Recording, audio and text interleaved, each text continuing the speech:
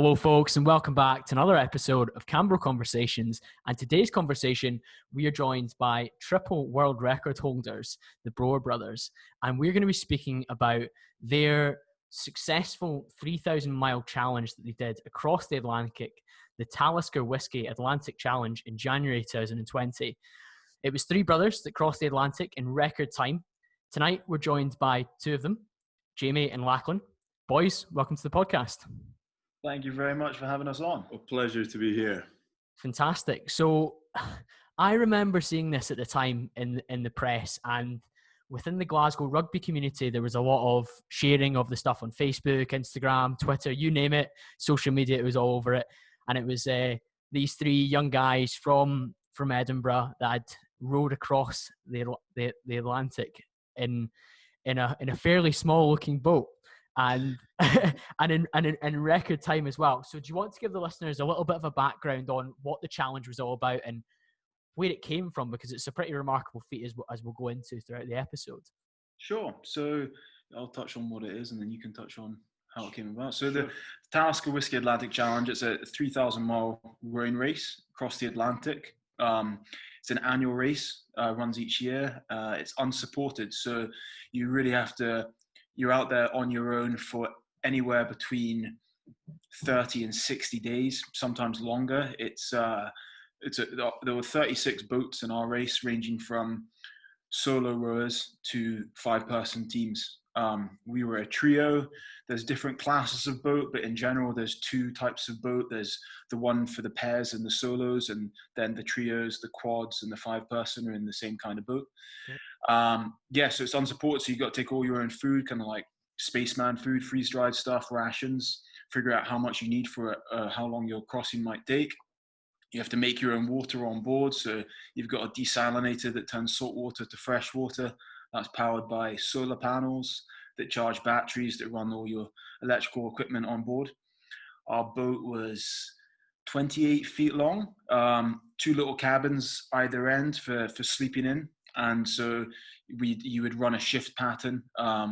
Because we were 3, it was a bit awkward. We couldn't do the normal shift pattern of 2 hours on, 2 hours off. So we had to play about with that. We ended up majority doing 2 hours on, 1 hour off, and then having a longer rest at night. And you'd sleep in these little kind of like little cabins at either end of the boat. Pretty miserable by day 2. But so yeah, I don't know what else to tell you about the race, but it was a remarkable experience, really, and to be out there in this completely alien environment for 35 days with your 2 brothers. Thanks, Jamie. And I suppose, Lachlan, what kind of drove the brothers to pull together to decide to do this? And was it something all 3 of you were up for, or was there a bit of cajoling? And how did it all come about? Yeah, no. So it was actually a few years ago. I saw an ad for the race, and I was planning on doing it with a good friend of mine. So we kind of started looking into it. Then, very quickly, I think it was Jamie actually found out about it first. So I was telling him about this awesome rowing race across the Atlantic, and he was very interested. He thought it was an awesome idea. And then finally, our oldest brother, Ewan, he kind of caught wind of this, that we were looking at this race.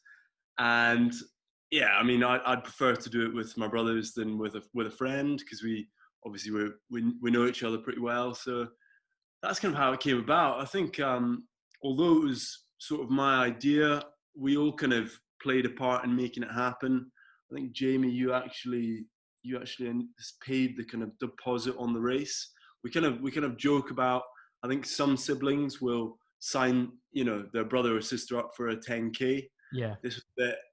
It was maybe up a scale a little bit, signing up to row across the Atlantic. But it's one of those things that as soon as you've told a few people that you're planning on doing it, you just have to do it. And none of us had any rowing experience. We'd done a little bit of sailing, but yeah, it was a very new challenge and unlike anything we'd ever done before.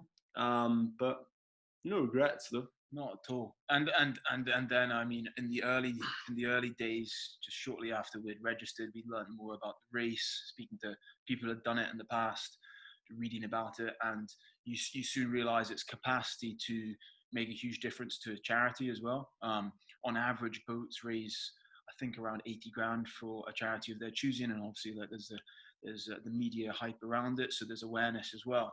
So that was a really important part of it for us as well.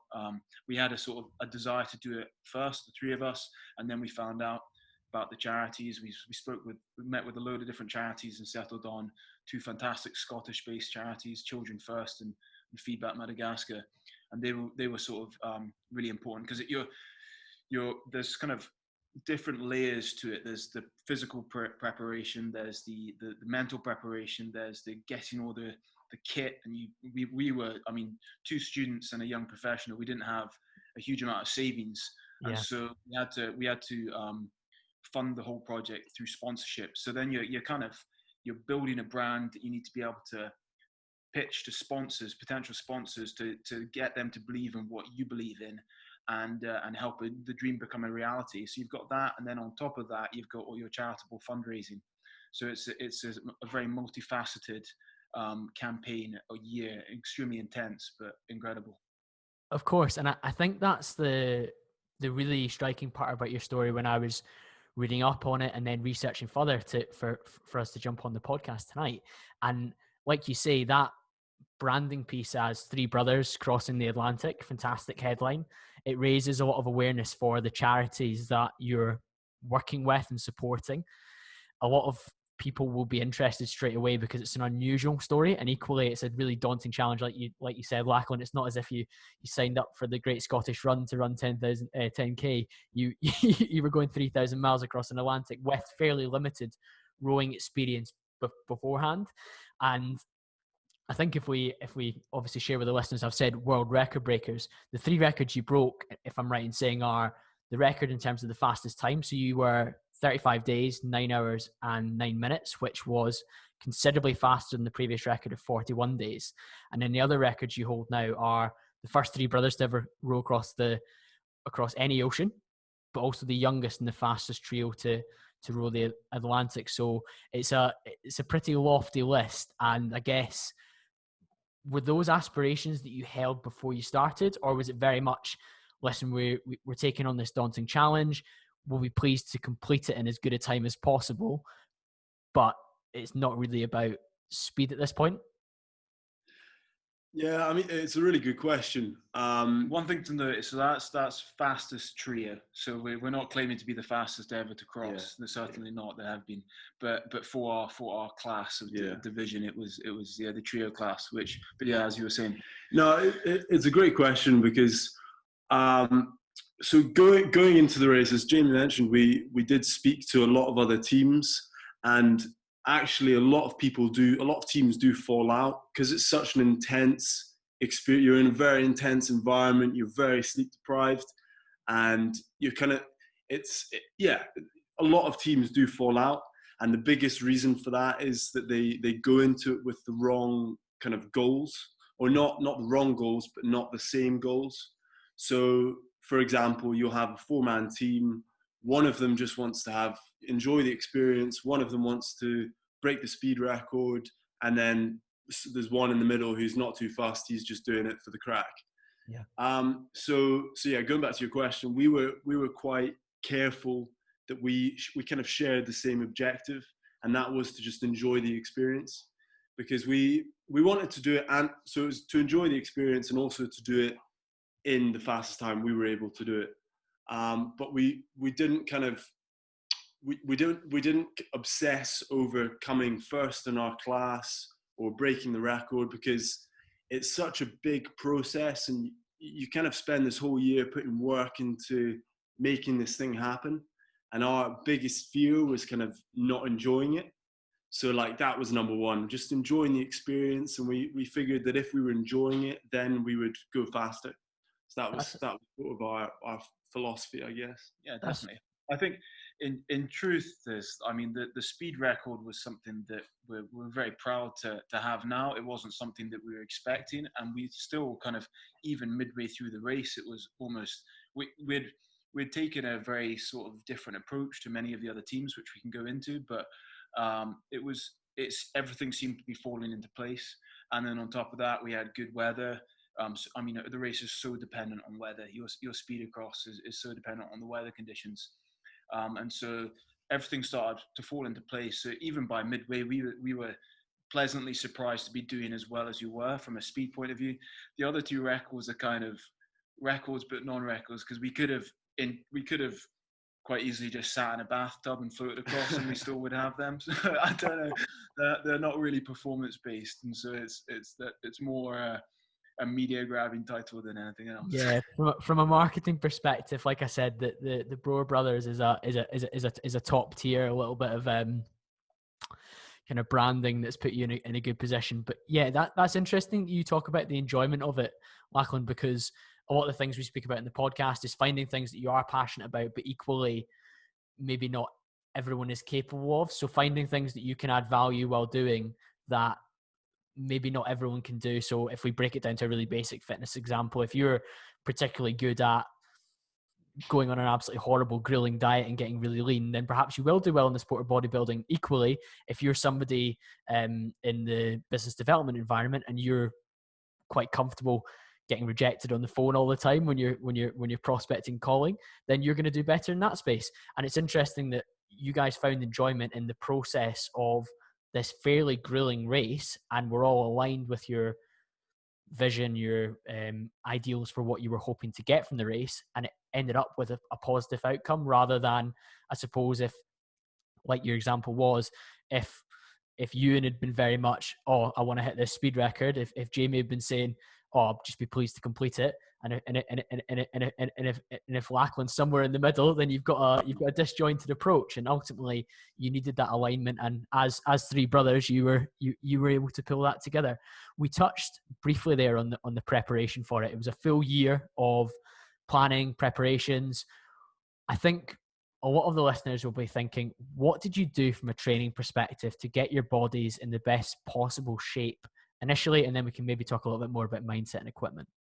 Sure. So we, to begin with, yeah, as you say, it was at least a year. Some teams take longer. We kind of crammed it into quite a short period of time just because it worked. It aligned with where we were in our lives at that time. And so we thought, this is the year to do it. And if we don't do it now, we're probably not going to.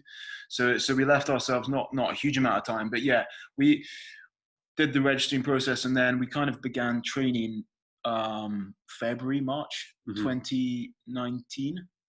And so to begin, we sought advice, and we found this guy, Gus Barton, who's a personal trainer in London, he's actually done an Atlantic crossing himself, and he's also rode around Britain. And so he's I think the only person who offers a kind of a program specific to ocean rowing, because it's such a small niche category anyway that it obviously it's not on your regular personal trainers sort of list of programs that they do. But thankfully we had him signed up.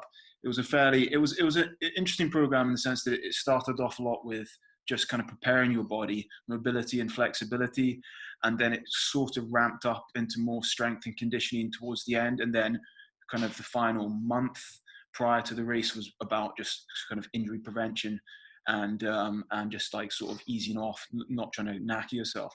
So that was we were doing it remotely, but we were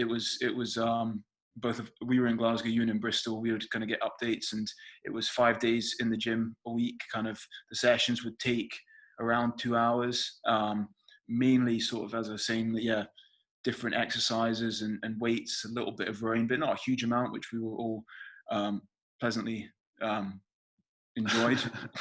None of us really like rowing machines at all. I don't think anyone does.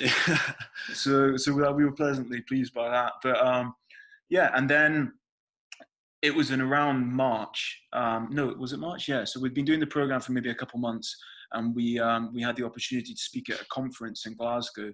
Okay. And it just so happened that at that conference there was this incredible lady speaking called Chloe Lanthia. And she's based in Chamonix. She's an extreme endurance sports specialist, and she heard our presentation and she spoke to us after and sort of invited us out to do a weekend with her. Mm-hmm. And I don't know if you want to. Yeah, it's probably worth mentioning the conventional approach to preparing to row an ocean. of people, most people spend a lot of their year trying to put on quite a lot of weight and quite a lot of mass, because the thinking is that when you're at sea, you're going to lose a lot of weight. Yeah. So people lose up to kind of 20 kilos during a crossing. So it's quite kind of an old school approach to endurance sport, I'd say. So up until going to Chamonix to see Chloe, we'd been trying to do that. Now we all kind of struggled to put on weight, so we were madly trying to, eat 4,000 calories a day and all that. So went out to Chamonix, had this amazing weekend with her. So we were doing lots of kind of vertical running, kind of trail running stuff. Cool.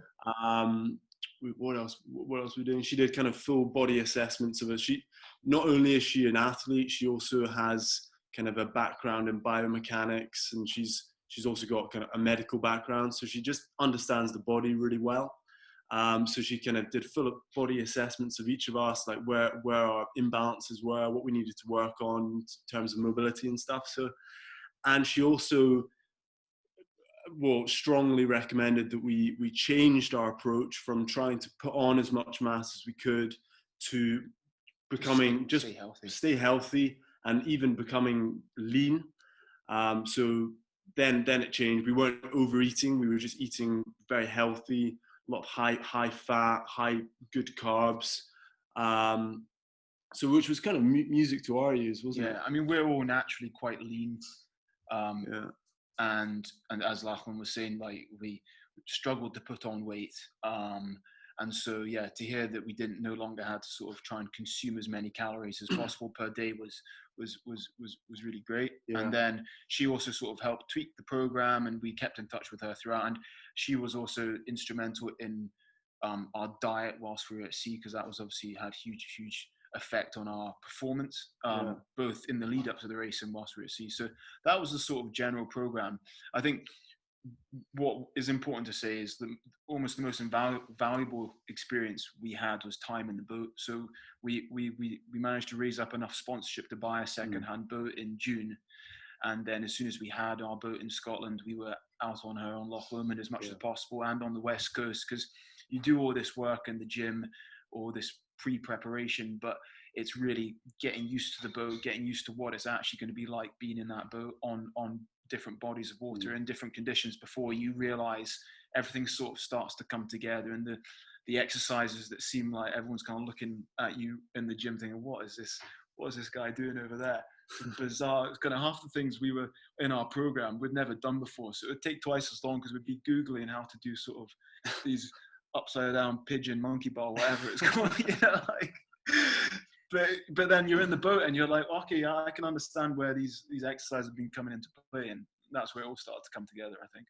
Yeah, there's a huge amount for us to go in on in so many different ways there, and I think one of the first of those is the discussion around mobility and your was it Chloe you said in Germany? Yeah, Chloe in France, yeah.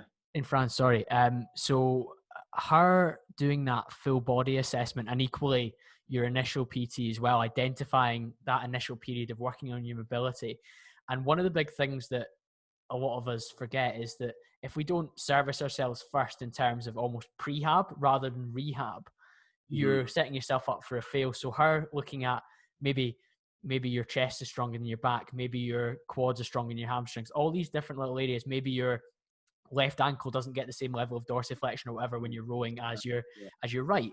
And there's lots of little things to look at before you're able to reach peak performance. So I think it's refreshing to hear that was the approach that you took, because otherwise when you got into the really kind of progressive overload heavy part of your training, you might have uncovered that actually, Jamie, my hamstrings are significantly lagging on my quads, and I'm going to end up with either knee pain or hip pain, whatever it would have been, just due to the wear and tear. So I think that's really interesting, especially for the listeners who are, it's not going to be peak performance like rowing the Atlantic, but looking for peak performance within your gym program, you've got to look at the base and the foundations first. So I think it's refreshing you guys raised that.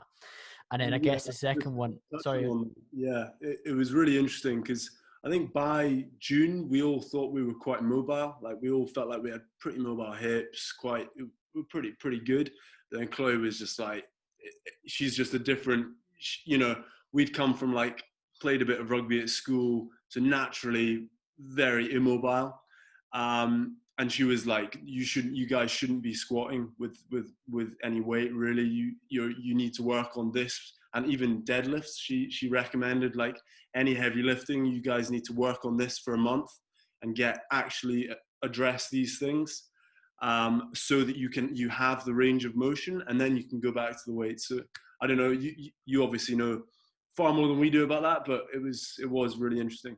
And hugely pertinent to not only our training and being able to work up progressively and not kind of cause ourselves injury, but I think a lot of people, if they don't take check of those imbalances and try and correct them, you set off on a voyage that could be 40 to 60 days and extremely repetitive motions. If you have the smallest slight imbalance, just becomes a huge problem, and in the end might stop your ability to row or whatever the exercise is, and at the end of the day ruin the whole thing. Yeah, great points from both of you, and I think you're absolutely right when it comes to, like, if your foundation's built on sand, when it comes to testing it in the most extreme environment, which is an endurance event like that, then it would have fallen to pieces. So it's interesting that also Chloe asked you to strip back before then going forward and loading weight. And if only more people that went to the gym did that, because I came from a rugby training background as well, and I was very attached to being able to squat 2 or 3 plates for reps or bench however much for reps. And then when somebody was telling me, well, actually, Colin, your range is pretty poor, you could get your hips wider, you could get deeper, you could stimulate your muscles more with less if you were able to get into the ranges. So for anyone looking for applicable stuff from the podcast so far, it's to fix everything first before you then start to get the load on. And the next piece to touch on, I guess, is when it came to that efficiency of being really lean and not necessarily going in with the old school tactic of pushing body weight up to the maximum it can so that you've got a buffer when you go through the race. And I think when you're talking about 4,000 calories, I myself am somebody that finds it quite hard to gain weight. So when I've done my bulks and my gaining phase, whatever you want to call it, in the kind of more men's physique bodybuilding space, at times it's actually uncomfortable to eat that much food, and your performance suffers because your gut's in turmoil and you're just not performing. Whereas you guys, like you say, you were eating these kind of clean foods, good wholesome diet, and it was fueling you adequately for your training, but you maybe weren't able to put on a kilo a week or 2 kilos a month or whatever the target was initially.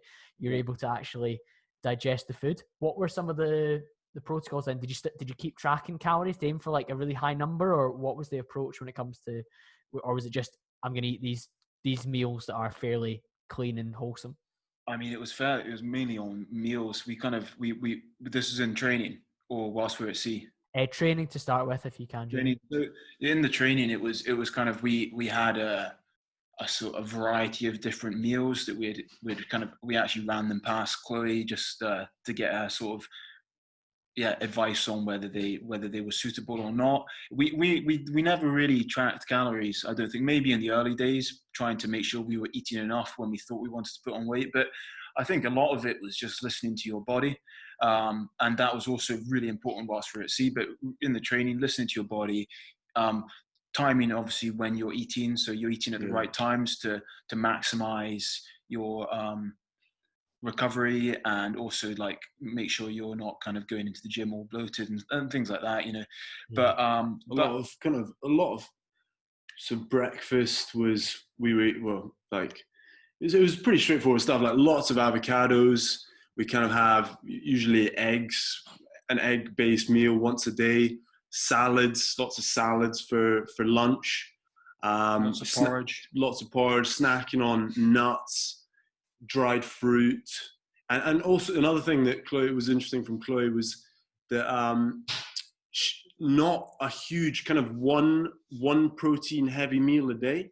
Okay. And the rest wasn't overloading on protein. She was very much so like, you know, a lot of these kind of protein shakes that your body can't actually digest that much protein, and they're not actually doing any. You're just kind of putting your gut into turmoil more than anything else. Exactly that, gents. Exactly. And given the style of training you're doing, carbs and good fats are going to be the fuel source that your body was needing. And especially when you weren't looking to gain weight and gain muscle, a really high protein diet would probably just add to the stress of your digestion and what your body's going through as well. So I guess that was a couple areas within the training and the preparation I was keen to hear about. What about things like equipment? What did that look like? You said you managed to get the secondhand boat in June to do your practice out on the lochs of Scotland. What else did equipment wise look like that you needed to have in advance? So I mean, thankfully being part of a race, an annual event, meant that there's race organisers. They're obsessed by health and safety, but they're also obsessed by ensuring that the competitors are actually ready to partake in something like this, because in many ways it is life or death if you're not well enough prepared or have the right equipment if things do turn pear-shaped. So this sort of endless list, which are very daunting at the first reading of all these things that you've never heard of before. But I mean, the most important bits of kit on the boat that we had to sort of, again, get sponsorship to help us to do. The boat came sort of half ready, but it was missing. We had to get new batteries. We had to get, most importantly, our water maker, our desalinator, which is rigged up to the batteries and takes up the solar panels. You've obviously got like your rowing seats. You have to get spares for those. Your rowing gates, spare set of carbon fiber rowing oars, spare set of oars. Then you've got your you've got a life raft. So each of the boats carries a life raft, which if you do have a really bad capsize, then you've got something to get into. Okay. Other emergency equipment, flares, beacons, and this thing called a power anchor, which you use if the weather turns really bad and goes against you. It's like a big parachute that you put underwater, and because you obviously can't drop an anchor out in the middle of the ocean, so you put this parachute underwater, and it kind of holds you where you are. Creates so much drag that you can only move it like 0.5 of a knot instead of what, 10 knots in the wrong knots, direction. Yeah. Brilliant. So in terms of equipment, that was the things that were up there. Now, we spoke offline beforehand, guys, and you were saying about we could have gotten the best possible physical shape, but I would have achieved nothing, or we would have achieved nothing if I wasn't mentally prepared. What were some of the things, and was Chloe a part of this in terms of mentally preparing for what you were about to put your body and your mind through for? I mean, potentially it could have been 41 days at sea if you'd equaled the record, but you ended up doing it in 35. We were kind of almost expecting it to be a 50+ day crossing. Okay. Just, I think psychologically, that's because if you expect that you're going to be whatever less, then it's just a bit demoralizing when you're halfway there and you realize you're going to be 20 days longer than you think you are. But no, as you say, Colin, the psychological preparation was and the psychological challenge of a crossing like that is definitely the hardest bit. Kind of a week into the race, like all the crews, I'd say everyone's kind of in peak fitness. Obviously some teams will be fitter and stronger than others, but by and large, it's how your kind of mind deals with the situation that allows you to keep going and keep pushing. So Chloe was a huge part of that preparation. When we went out and spent a weekend with her, we spent, it was kind of a half-day session of going through, it was all of the things we were kind of, our anxieties about the crossing, all of our worries. So that ranged from the obvious thing of one of us going overboard, because, people are lost at sea and in races like this. And fortunately not in this race. There's another race which a guy was lost a couple of years ago, a 21-year-old. So that's the most obvious one. But then also like the sleep deprivation, and after 20 days of 3 or 4 hours sleep, what your mind's going to be doing. So she implemented as much into training that would allow us to kind of prepare for these things as much as we could. So the going overboard after every training session, we'd do kind of 3 or 4 hours of rowing. So you're a bit knackered. And then at the end of the session to just jump overboard and swim after the boat for 10 minutes, just so that if you can kind of imagine what that would be like if it did happen, if you did go overboard. the sleep deprivation, we started doing kind of integrating sleep deprived training into our weekly and fortnightly routine.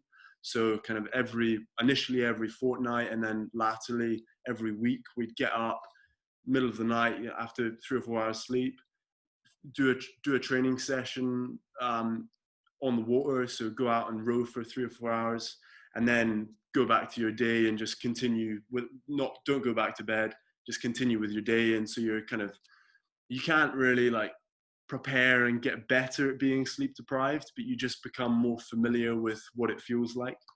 Yeah. So yeah, that was kind of a couple of examples of the psychological preparation. I think the first one that you raised there around that experience of putting yourself in the environment where I've just trained really hard, I'm fatigued, and now I'm going to put myself overboard and potentially feel what that might feel like.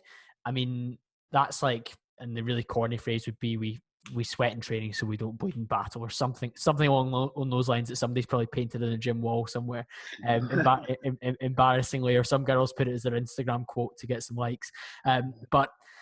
But I think for me, it makes a lot of sense that you put yourself through a kind of maybe a controlled environment, challenging situation like that. So there is a small level of familiarity that will ease some of the anxieties that are going on in the back of your head, that if this happens in real, in the match, in the situation, then I'm able to react in some way that I've felt familiar with. I'm able to make those strokes on my swim that I've done under fatigue previously in the same sort of controlled environment. So I guess that gave some ease. And the sleep deprived thing, I mean, that's just another level, because we've had a professor from Stanford on the podcast talk about the importance of sleep and the effect it has on your cognitive function, but also your ability to perform as well. Interestingly, it doesn't actually have a huge effect on strength, but for like your cognitive function, and for you guys to communicate while you were under 3-4 hours a day is extremely challenging when it comes to doing that over a longer period of time, and you almost sink into this level of poor performance. So I was interested, you practiced that. What were some of the things that you kind of learned ahead of time when it came to the sleep side of things? What kind of effects did you feel initially when you were doing this as a normal student in the UK?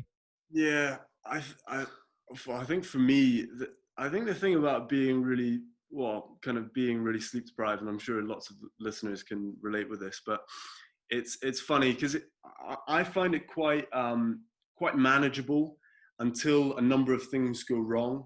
So I can function fine with it, and then I'll be put in a slightly stressful situation, and you just can't really handle it, and it kind of just stresses you out, and you don't know what to do. So I think that I became more aware of that, which was very helpful for when we were actually at sea, because it's when you're kind of, you know, you're 1,000 miles from land, and you're very exhausted, and you have a technical failure, and the weather turns against you. So kind of a couple of things go wrong, it just very quickly feels very overwhelming, and your brain immediately jumps to, we're not going to make it, we're gonna, we're doomed. Yeah. And it's kind of like trying to control your mind from getting ahead of yourself, and just like, I don't know, I think that for me, and taking yourself aside and just kind of trying to chill yourself out a little bit, have a cup of coffee, and then attack the problem. I think you kind of touching on a lot of it is reassurance. So kind of reassuring yourself that, okay, I can do a workout after only a few hours sleep and actually still function. I mean, it's not recommended, and it's not something that you want to just build in as a weekly habit. But when you're preparing for something that is going to involve a lot of sleep deprivation, it's reassuring to know, okay, I can function at a moderately high level. I don't know how sustainable it is, but I know I can. So for me, it would have been, if we hadn't done any of that sort of sleep deprivation in the training, I definitely would have just added to the stress and anxiety in the back of my head, being like, not only am I going into an environment that as much as we train and prepare for, you can't experience the same conditions and environment that you have when you're out there in the middle of the ocean, unless you're there. And so to try and ease that mega stress and anxiety in the preparation, in the leading up to it, by removing the other sort of things that you could maybe, okay, yeah, well, I know that I'm not going to be that bad with the sleep deprivation in the first few days. Let's at least remove that, and then sort of try and make the overall experience less stressful. Makes total sense. And I think, again, it's just another example of you making sure that you'd had some experience of what potentially you were going into, even if it was experience at a dialed down level. So a 3 out of 10 rather than a 10 out of 10 in terms of sleep deprived, sorry, in a gym or in a boat in a lock rather than the middle of the ocean. So that it definitely prepares you better than not having done it at all. We've touched on nutrition beforehand. What did nutrition and what were some of the recovery protocols that you had while you were on the boat? And I think a lot of people will be interested in terms of like what kind of food were you having? You mentioned like kind of freezer packed stuff. How much water were you drinking, especially given the fact that you have to clean the water from the ocean and make it palatable or not make you sick?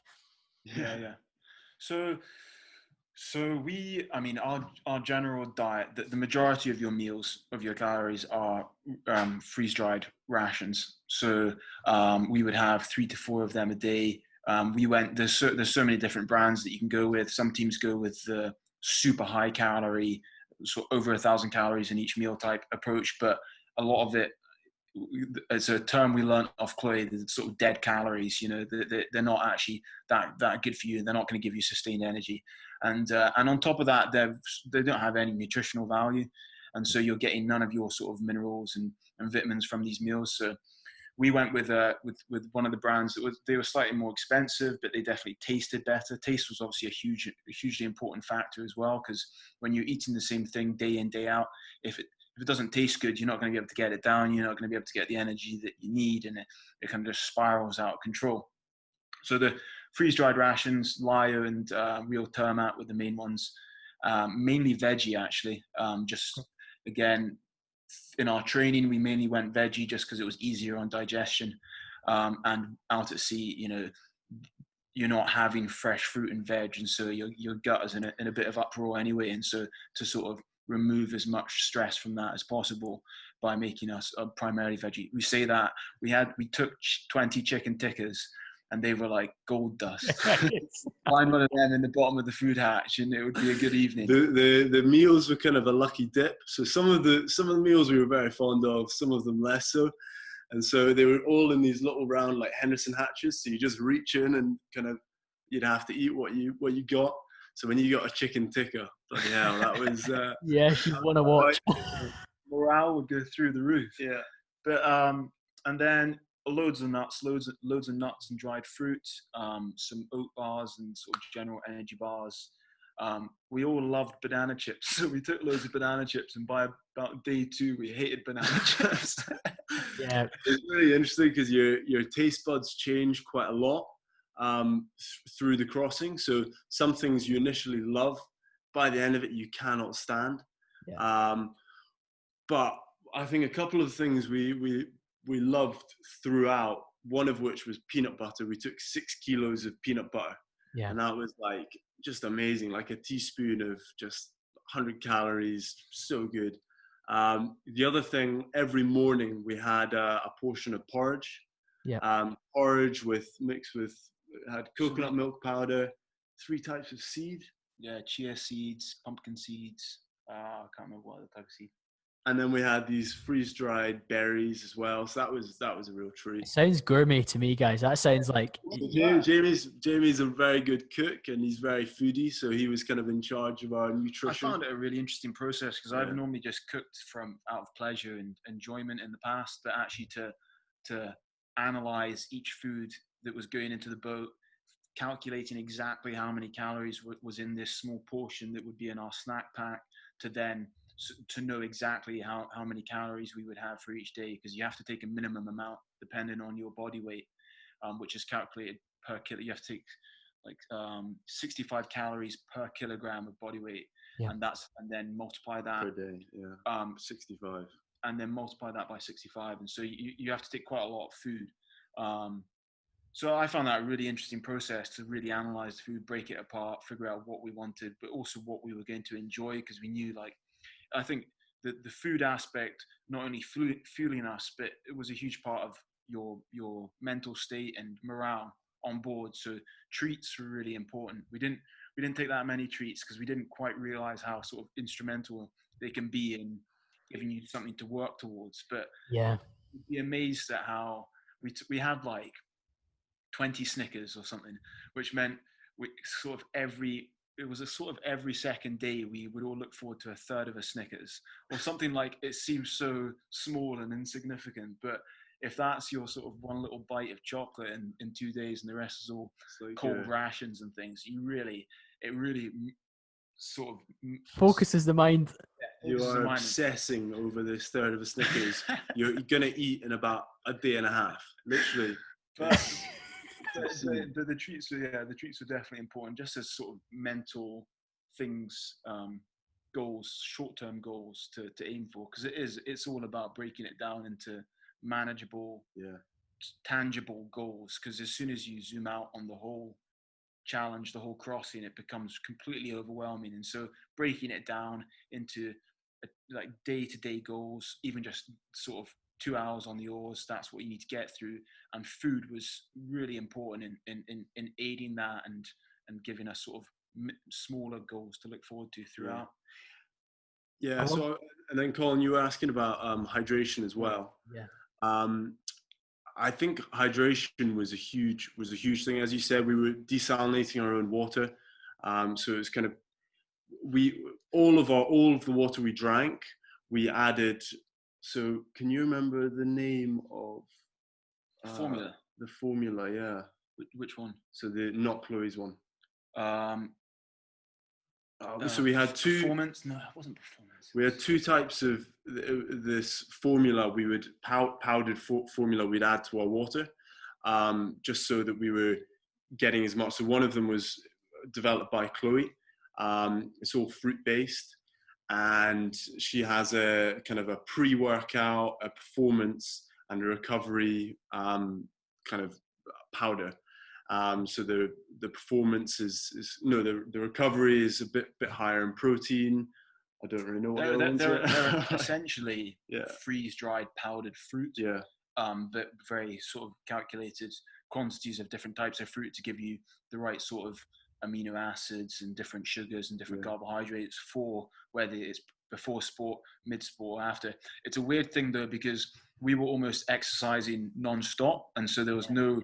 You're never. I don't think your body is ever going into recovery because you're constantly putting it through stress, and so that's also why sort of our diet didn't have that much protein in it, just because it would have not only put our gut through hell, but it would have just sort of been pointless calories, because it would much more valuable to have sort of carbohydrates, instant energy then and there, and sort of minerals and amino acids and things like that to help with our daily functioning, as opposed to sort of actually trying to build and repair muscle.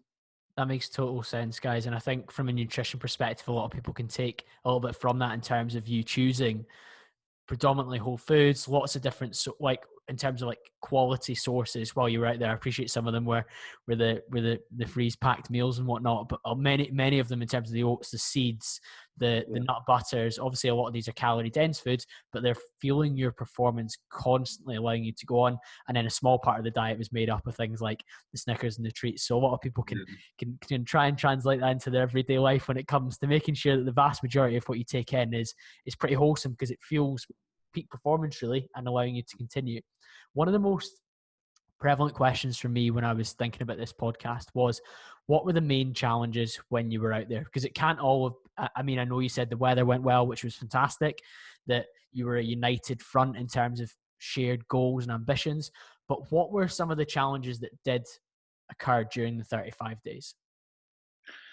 So, I mean, it was largely surrounding technical issues. So we had issues with one of our batteries draining, and in those circumstances, battery drains puts you under extreme pressure, because you then might not have enough juice in the other battery to power all your instruments, most importantly your water maker.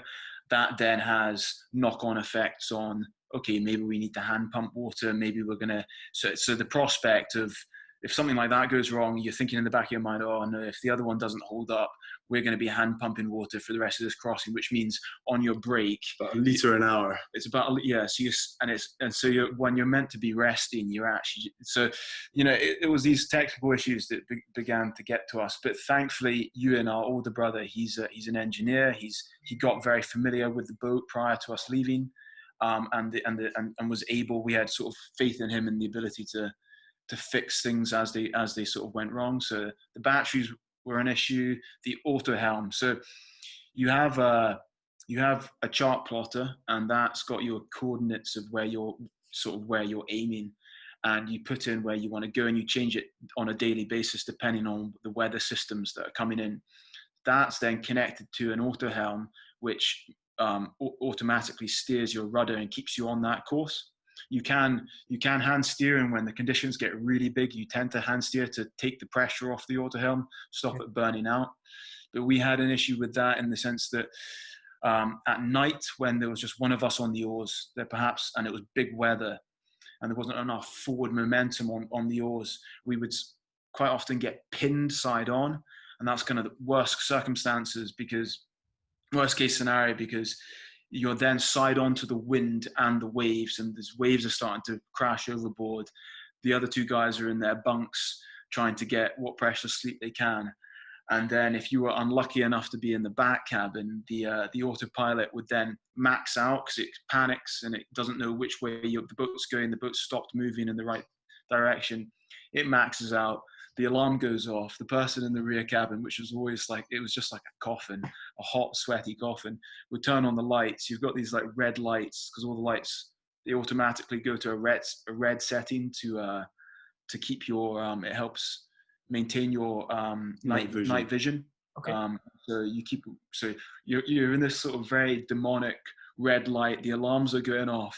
You've got your head in this hatch, trying to rejiggle the rudder and the autopilot, whilst the guy on the oars has started screaming at you through the cabin, kind of like, "To port, you idiot!" Because you're trying to get the boat back round, because these it's just. But then you can't.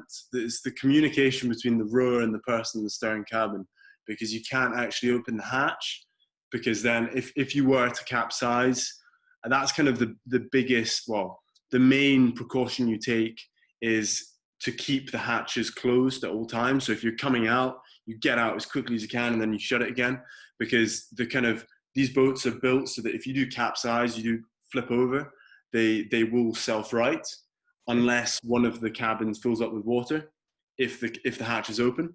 So you can't open up the hatch to see what's going on, because if you were to capsize at any time, it would be when you're side on to the waves. So it's just quite an intense. That happened quite a lot, especially in the first kind of 24 hours was the really big waves, 35-foot waves and really strong wind. And then the last kind of 8 days was again really big. So I think that was, So as a result, I think what Jamie was leading to was, as a result, we had a big issue with our auto helm, in that it kind of, the fiberglass on which it sits, it's mounted onto, just turned to mush, because it had been put under so much stress from this maxing out and this happening enough times that we'd had power issues before that. One of the batteries wasn't charging properly, and then the auto helm went, as in it came off its mount. We were then also hit by a bunch of really bad weather. We had a 5-man team who were behind us, and they were kind of our main, for the second half of the race. They were our main competition. They were gaining on us. They were within about 30 miles, which in a big ocean is not very much. So I think that was probably the hardest bit, kind of pulling through that, because we knew that if we didn't address these issues, then we'd be overtaken, and our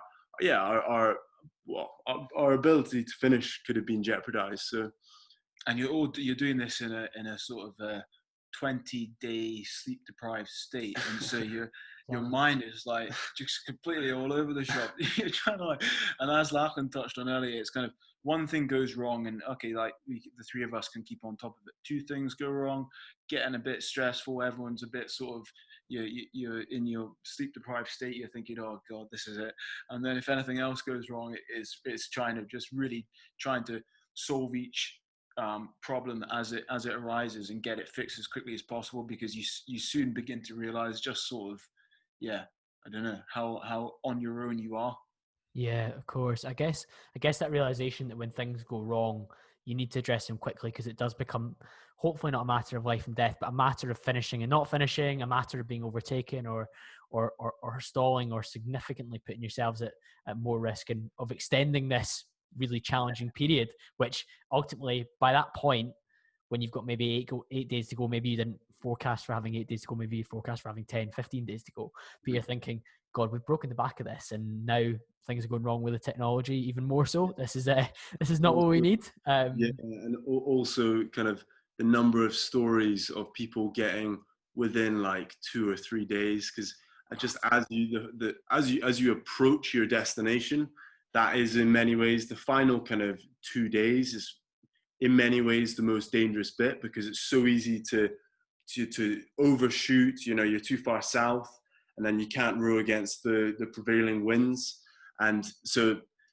or you kind of come too far north, and some people have been kind of stranded, kind of bashed into the rocks and failed at the final hurdle. So, and yeah, there are a number of pretty bad stories. Yeah, or I think you feel like you've come so far, you're so close, you begin to relax. Yeah, I think that's kind of the worst thing you can do, is relax off a bit, get a bit easy with the sort of safety precautions on the boat, on the cabins and hatches, and it's kind of moments like that, so close to finishing, that something just a rogue wave hits you, you haven't maybe closed the hatch in time, and then that's it, all ended.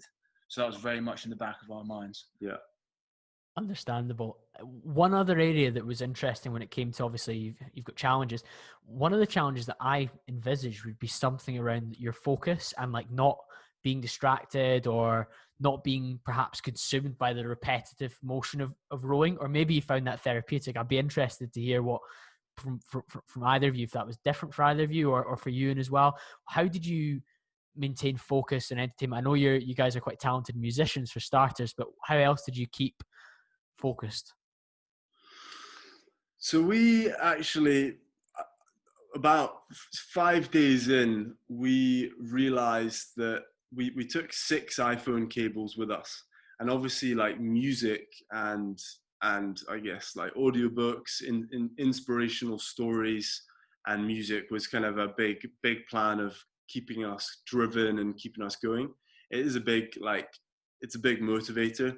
And then about 5 days in, we realized that 5 of our 6 cables had corroded. So we had one left, and so then we were faced with, we knew that we couldn't continue listening to music, because the main reason for having the phones was so that we could take footage and we could send it back to kind of people managing our social media back home, Story Shop, and then they would put it out on our channels to try and promote kind of fundraising for our 2 charities. Yeah. So we knew that we had to use our final cable for its real purpose, and that the music would have to go, which was quite a brutal realization. To be honest, it was quite crushing. So we didn't have that motivation. So as a result, we actually probably spent a lot more time talking, and I think that was one of the main things that kept our focus. We passed the time by talking about all things under the sun, kind of any thoughts we could think of, aspirations for the future, projects we might do in the future. So I think for me that was a big part of keeping us focused. And just kind of kept our.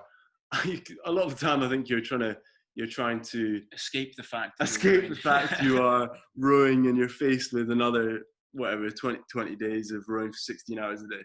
I think that's, as you touched on, you are trying to almost reach a sort of meditative state where the action of rowing has become so, you've become so used to it that it doesn't feel like you are rowing. It's just like you're sitting there, which does happen, and it definitely does happen, because when you're on the oars, it's kind of, it was a funny thing when you were on the oars.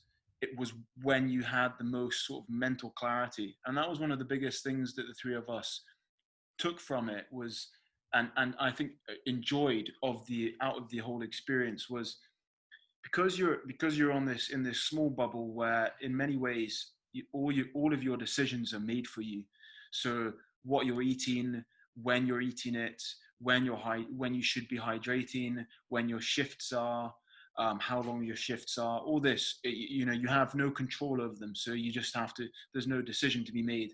On top of that, the noise of sort of day-to-day life of the modern world doesn't exist. I mean, the only connection we had was a satellite phone where we had a weather router who was helping us keep on track, and we would get coordinates through that, and then also just sending our media through our comm system on the boat into a sort of black hole where we had no idea where it was being used or how it was being shared. And so you're in this wonderful bubble of sort of complete clarity of thought.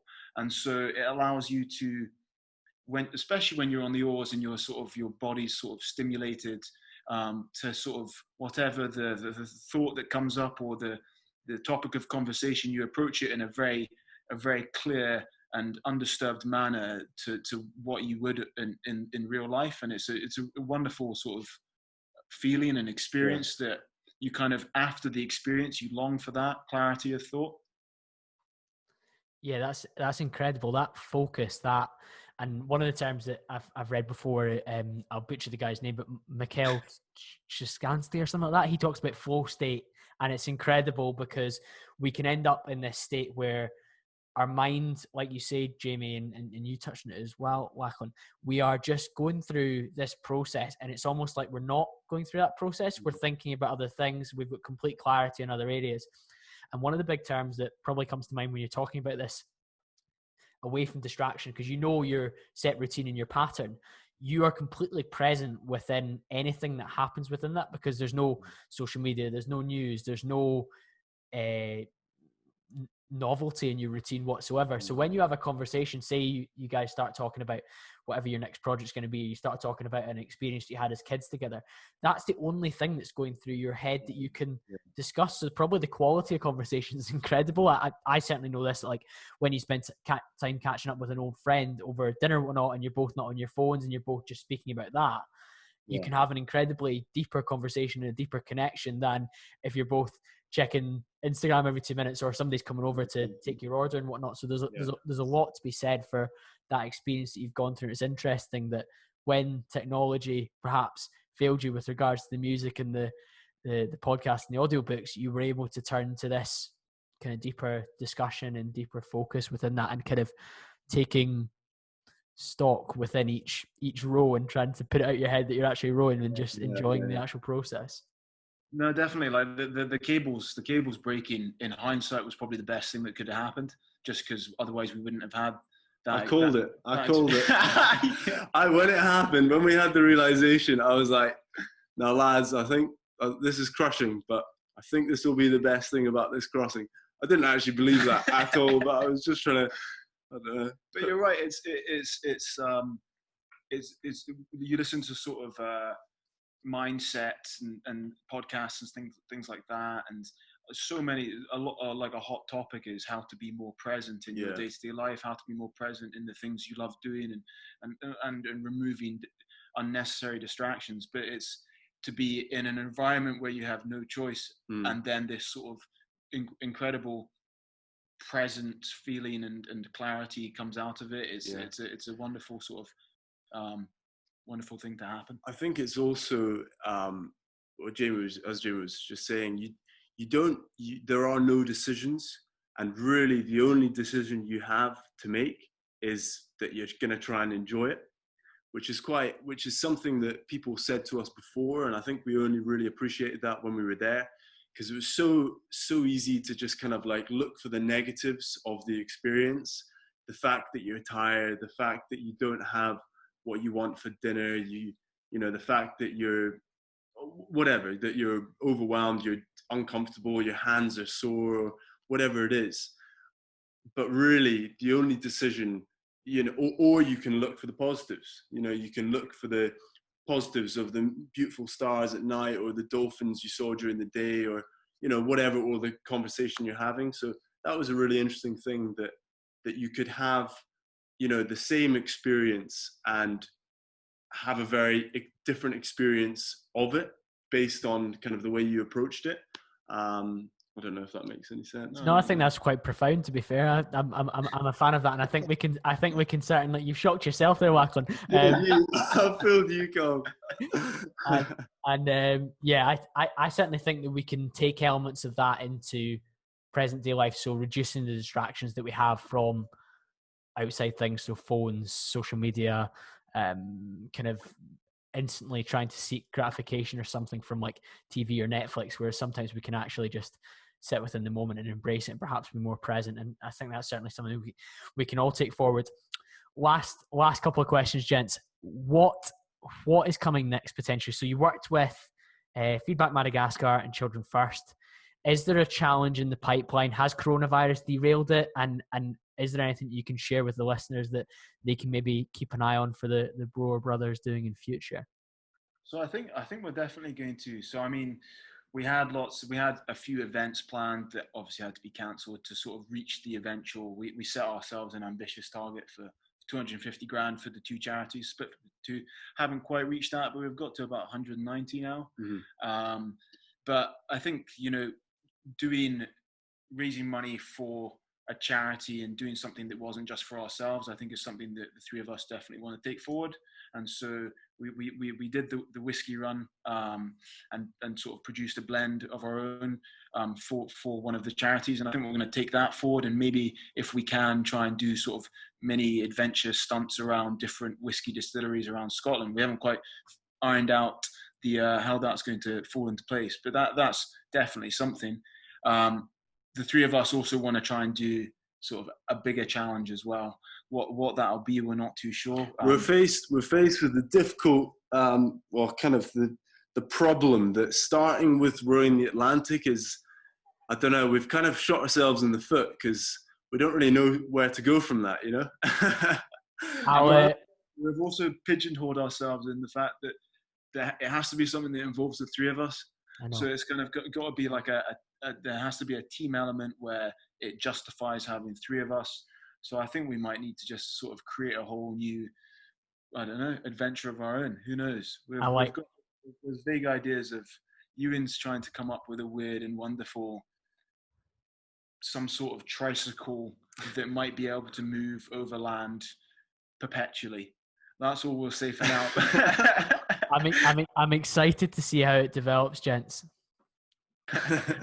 And I'm excited to see how it develops. And my listeners are quite an inventive bunch. So if you can point us in the direction of your social media and your website, I'll add it to the show notes. So if you just give me the handles just now, guys, and I'll ask the listeners to share maybe a suggestion. If one of them gets a genius idea of, listen, the three brothers, they could do this as their next challenge, then I'll ask them to reach out. But obviously to support your upcoming adventures as well in terms of the charitable stuff. So where's the best place for the listeners to head to? Yeah, so our Instagram handle is @Broar Atlantic, and our website is www.broar.co.uk. There may be and that's Facebook as well, @Broar Atlantic. Yeah, Facebook as well. I'll link all three of those in the show notes below. Thanks very much for your time, gents. If you're still listening to this point, guys, please take a screenshot, pop it in your Instagram story, tag myself, tag the Broar Brothers, and I cannot wait to hear your feedback on this. It's been an absolute pleasure. Speak to you all again very, very soon.